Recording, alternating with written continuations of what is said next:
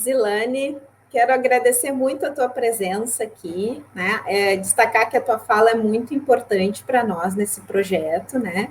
Alertar, então, os professores que estão nos ouvindo e a comunidade em geral, que se interessa pelo patrimônio, que essa é uma das ações dentro do projeto de educação patrimonial que a Prefeitura de Butiá acolheu, né, para desenvolver, e que tu é uma pessoa que está integrando essa equipe também, desde o início, desde as primeiras tratativas de escolha, da divulgação do material, da elaboração do questionário, né, que nós fizemos para submeter a comunidade, para saber qual era a percepção dela do patrimônio, né, e eu sei que a maioria das pessoas da cidade te conhece, mas assim, só como uma praxe, né, eu vou fazer a tua apresentação inicial e aí te passo a palavra, tá? Tá, ok. Então, hoje a gente recebe a Zilane Espinosa, né, que é professora das séries iniciais, aposentada, e como ela mesmo gosta muito de dizer, uma apaixonada pela história e pela história de Butiá em particular, né, e é atualmente presidente da ACUB, né? E é nessa condição também, né, de professora apaixonada pela história e presidente da ACUB, que ela hoje nos traz um pouco da fala dela, das experiências que a ACUB acumula na divulgação da documentação existente e como é que ela pode ser disponibilizada aos professores dentro dessa percepção de construção de uma educação patrimonial coletiva. Tá? Agradeço de novo a tua presença, Zilane, e a palavra é toda tua. Obrigada, Renata. É um prazer imenso estar aqui nesse trabalho tão importante, né, sobre o nosso patrimônio, sobre a educação patrimonial. E podemos começar a falar sobre a importância maior que a dona Truda teve na educação patrimonial de Butiá. Ela, como professora de história, e acho que todos nós que fomos alunas dela, alunas, aprendemos com ela a amar essa história. Tanto que ela recolheu e guardou na casa dela a documentação histórica do CADEM, né? Antes da COPELM era CADEM. Então, é uma documentação bastante volumosa, que hoje está no Museu do Carvão para pesquisa, já foi higienizada, foi catalogada, e está à disposição de toda a comunidade, de quem quiser, do mundo inteiro, porque ela pode ser pesquisada via internet, online, está lá registrada e guardada, graças a esse senso que a dona Truda tinha já da educação patrimonial, né? Que ela sabia o quanto é importante a gente, o que é o patrimônio e o quanto se deve preservar, o que se deve preservar, por que se deve preservar. Então, toda essa história das nossas origens, a origem de tudo isso, eu sempre falo que é a professora Gertrudes, é a dona Truda, é a nossa mestra, é o nosso ícone cultural. Então, foi ela que fundou a ACUB há 24 anos com este objetivo, preservar a história do Butiá. E escreveu o livro Procurando a Nossa História, as raízes da nossa história. E nesse livro ela conta, né, a história do por que o nome é Butiá, que apesar do Butiá ter esse nome, a cidade nasceu cresceu e se desenvolveu por causa da mineração do carvão. E então todo esse trabalho nós temos na ACUB, né? Esse é um trabalho da Dana Truda que a gente vem mantendo, e ouso dizer que este ano nós teremos um trabalho bem mais efetivo online, por causa da pandemia, e pós-pandemia será presencial.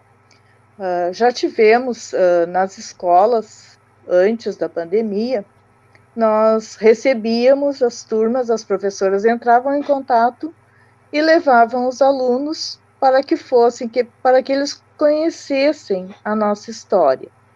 Lá nós temos,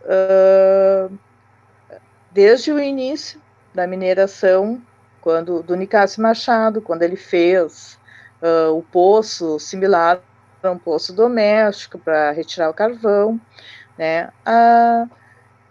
Aí o poço 1, poço 2, poço 3, poço 4, poço 5.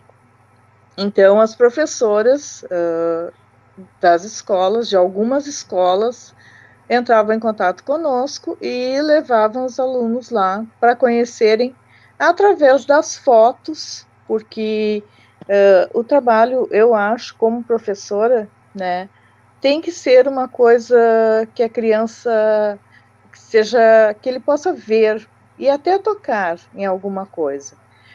O próprio carvão, né, porque eles conhecem o carvão de fazer churrasco, eles não conhecem o carvão mineral. Então, tudo isso a gente explica com atividades lúdicas. E este ano, né, se passando a pandemia, nós estamos preparando um espaço bem lúdico para essa educação patrimonial de Butiá.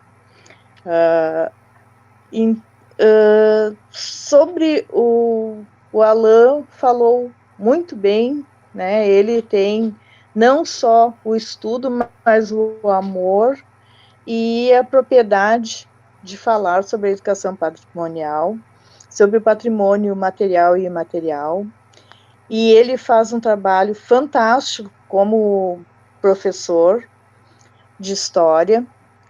Ele fez um trabalho de maquetes, que foi exposto no Espaço Cultural, com os principais pontos que os alunos e a escola acharam que deveriam ser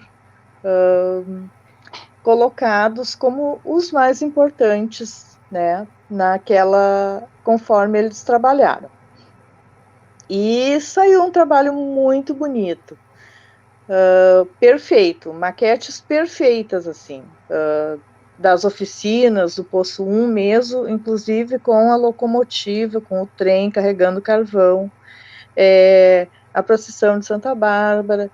Então, esse trabalho da educação patrimonial, eu creio que ele precise começar nas séries entre 4º e 5º ano, que a gente pode fazer um trabalho lúdico e que eles entendem o que aconteceu e o que é, e que eles se apaixonem por essa história, que eles conheçam as raízes da nossa história, da onde veio os nossos avós, né, da onde vieram os nossos antepassados, por que nós estamos aqui. Então, é muito interessante esse trabalho que está sendo feito.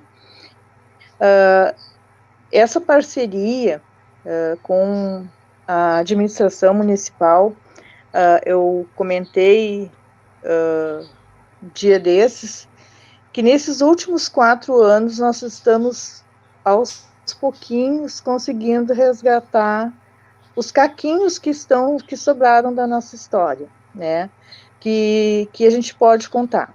E esse projeto, que em parceria com a SEDUC, venha de encontro ao que a gente está lutando há bastante tempo. o Vaguinho era coordenador do Espaço Cultural, e nós trabalhamos junto esses 4 anos em função disso, né, de resgatar a história. E tivemos bons trabalhos, fizemos palestras, encontros, foi criado o Conselho da Cultura, foi criado a EMPAC, né, foi reativado, com novas perspectivas, com que a gente vê que é uma coisa que realmente agora vai funcionar. Como o Alan falou sobre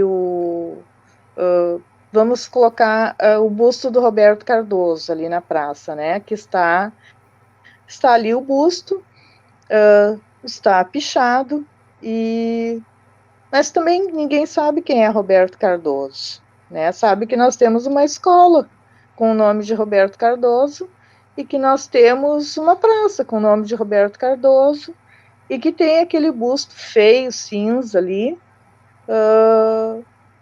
com o nome de Roberto Cardoso, mas a maioria das pessoas não sabe quem foi o Roberto Cardoso, o que ele fez no Butiá. E aí isso serve tanto para as crianças como para os professores a discussão, né, que há em torno dele como o benfeitor ou o malfeitor em alguns casos, né. Tem uma questão bem crucial, que é sobre o hospital, que é o Colégio das Irmãs, que hoje é Multieducare, que muita gente não sabe, que era para ser um hospital para os mineiros. Eles contribuíram com um dia de trabalho e mais o trabalho braçal deles. Toda a obra foi erguida por eles. E aí estava praticamente pronto o prédio, com todo o material hospitalar importado já no prédio. E aí estourou uma greve. E os donos da companhia resolveram, então, castigar os mineiros, doando o prédio para a Mitra Metropolitana, para a igreja. E os mineiros ficaram sem o hospital, sem o dinheiro, sem o trabalho deles, o suor deles. Porque eu sempre digo que os mineiros são os nossos heróis. Eles deram o suor, o sangue e a vida deles para criar Butiá, né? Nossos avós, nossos pais, tios, primos, alguns pereceram na mina, outros ficaram com graves problemas de saúde. Então, é uma história muito bonita, e acho que a gente vai conseguir colocar essa história de forma lúdica, e não só de forma lúdica, né, mas também para os professores procurarem, porque nós temos todo o material na CUB, nós temos a documentação, nós temos mapas, nós temos fotos, mas é interessante que os professores procurem esse material e reproduzam esse material e levem para dentro da sala de aula, levem para a escola e discutam com outros professores e com outras turmas e que sejam multiplicadores, né? E que até façam debates, façam mesas para uns defendem, outros não, eu sou contra, eu estou a favor. Então, eu acho que isso é muito saudável, principalmente para as turmas maiores, para o EJA, por exemplo. Então, eu acho que está na hora de nós abrangermos toda a nossa comunidade com essa educação patrimonial. E ela pode ser feita desde os anos iniciais até os anos finais, até o ensino médio, né? E por que não, até na Unopar, que nós temos aqui, por que não também um trabalho junto à Unopar, que está buscando recuperar a história do prédio. Eles têm alguma coisa, né? Restauraram, pintaram o prédio, está bonito. E eles também, acho que é uma situação de discussão, de debate sobre a educação patrimonial, que nós temos que resgatar essa história, temos que resgatar o nosso patrimônio material que ainda resta e o nosso patrimônio imaterial, que como o Alan falou sobre o Carbomoto, que esse ano seria a 21ª edição, é uma festa internacional e que já virou um patrimônio imaterial. Então, o imaterial é o que são as festas, né? Como a procissão de Santa Bárbara, que é um patrimônio imaterial e que persiste, apesar dos anos, e continua todos os anos a procissão de Santa Bárbara, ainda com pouca gente, mas persiste. E é um dos nossos mais antigos patrimônios imateriais. Então, você quer colocar alguma coisa, Renata? Perguntar alguma coisa? Eu comecei a falar e não parei mais. Não, Zilane, é ótimo, e o espaço é para ti mesmo, né? Para divulgação do trabalho que está sendo feito, né? E para que as pessoas que não sabem disso possam entrar em contato. Eu já vou te perguntar isso, né, em seguida, mas eu quero só me apoiar um pouco na tua fala para ressaltar a importância disso, né, que tu está falando de toda essa trajetória de lutas e conquista, né, dessas pessoas que construíram a cidade em torno de um modo de vida, né, foram adquirindo a sua identidade, as suas habilidades, os seus fazeres, né, tudo em função desse modo de produzir a vida, buscar a sua subsistência, né? E construíram, afinal, do nada, uma cidade. Né? Até tem uma série agora na Netflix que eu estava olhando, que era de uma cidade mineira, me lembrei muito de Butiá, inclusive agora tu falou no personagem histórico, né?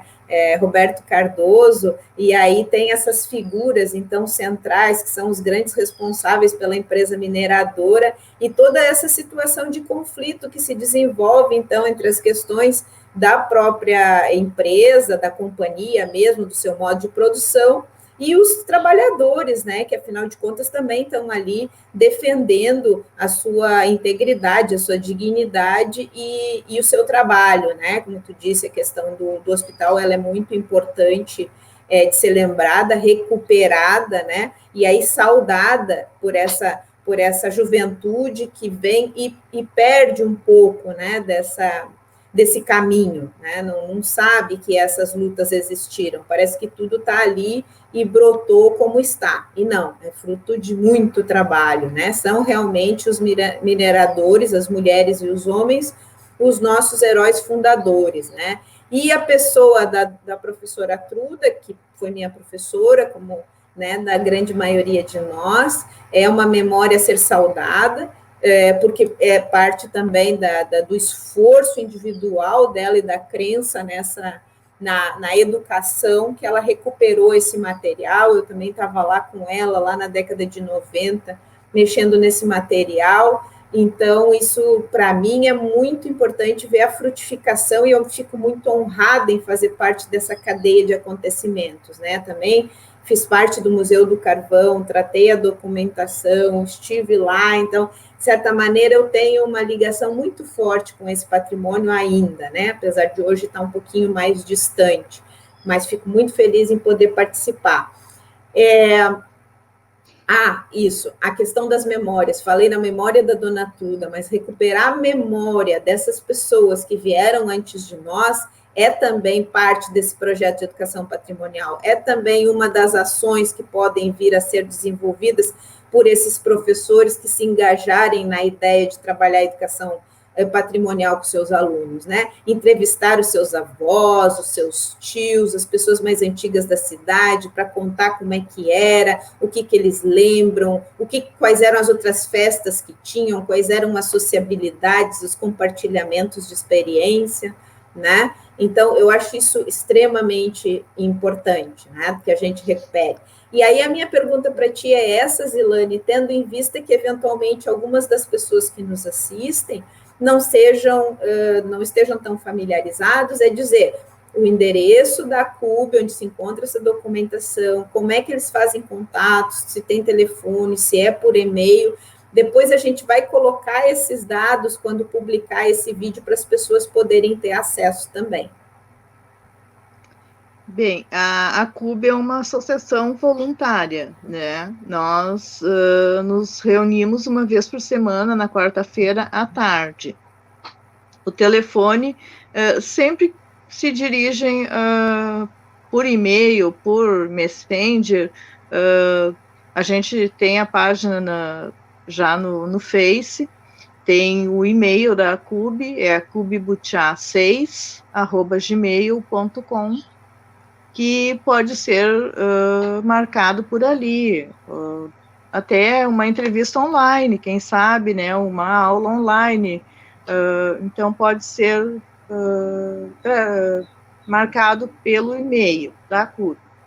Ou pode também, vou disponibilizar o meu telefone, que é o 997-640611, que eu atendo e também não é só na quarta-feira, é quando a professora pode ou quando as pessoas precisam, a gente se disponibiliza, nós estamos disponíveis para ajudar a resgatar essa história, a fazer essa educação patrimonial que é tão necessária para nós, né, para Butiá. Então, o prédio da CUB é ao lado da Emater, é junto com a Emater, é na Praça Santa Terezinha, na Praça Verde, é bem no centro. Estamos agora fazendo um trabalho de reforma lá dentro, porque é um prédio mais antigo, então está sendo pintado por dentro, e como eu disse, a gente está criando um espaço diferenciado para que se possa atender melhor todo esse público que a gente espera receber. Acho que é isso. A CUB está de portas abertas. Eu estou à disposição. Sou uma apaixonada pela nossa história.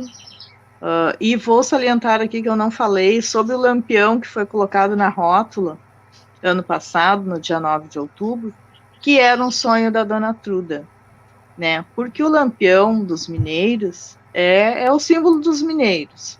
Então, ela sempre quis muito. Tinha um na entrada, foi quebrado e ela queria um lampião de volta. E aí, ano passado ela disse, esse ano nós vamos colocar o lampião na rótula. E aí, infelizmente, ela faleceu no meio do ano. E aí nós tomamos como a nossa... Era uma dívida que nós tínhamos com ela, a cidade inteira, não só a CUB. E procuramos a administração, que foi parceira, assim, aceitou na hora o projeto e foi feito. E o lampião está lá, é uma réplica, né? Não é um lampião, porque por causa do trânsito não teria como colocar um lampião no tamanho de tamanho grande ali. Então ele é uma réplica, uma obra de arte contemporânea, feita pelo nosso artista plástico, o Galdino, e que simboliza o nosso mineiro, as lutas deles, e a luta da Dona Truda. Que bom, Zilane. Então, eu agradeço muito a tua fala, agradeço a tua participação. Agora a gente vai aguardar o retorno dos professores, o engajamento, né? E conforme eles nos demandem outras necessidades, a gente traz outras informações para deixá-los mais equipados, né, para trabalharem com os seus alunos em sala de aula as questões patrimoniais. Essa é a intenção desse projeto, esse é o nosso objetivo, fazer com que os professores sejam o centro irradiador das ações voltadas para a preservação do patrimônio e para o trabalho de educação patrimonial. Agradeço muito a tua participação. Obrigada. Eu que agradeço a oportunidade e estamos, como eu disse, à disposição. Obrigada, Renata. Então, ficamos por aqui hoje.